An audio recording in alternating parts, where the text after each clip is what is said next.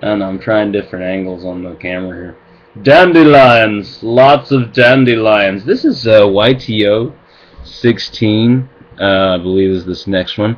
And today it's a rainy day on the East Coast. It's almost, the ground is also almost to the point of saturation, so we have little lakes all over the place. And a lot of people on those days don't really want to go to work or school. They want to stay at home and sleep. And I thought that would be appropriate is if I pulled up our one of my small pieces here from called Light Switch, and so I figured we'd give that one a whirl.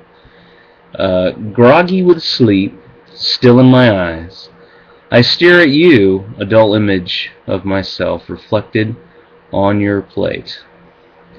How I wish my emotions were so easily managed in the mirror's cup, or controlled by some flip of the switch. Not so, it seems, for we run an analog's glow, and the embers of our filaments smolder red for quite some time.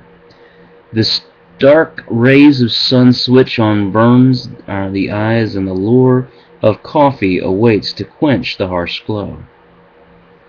Well, as always, I hope you have a wonderful day. This has been The Creepy Poet. This is YTO number 16. And see you tomorrow.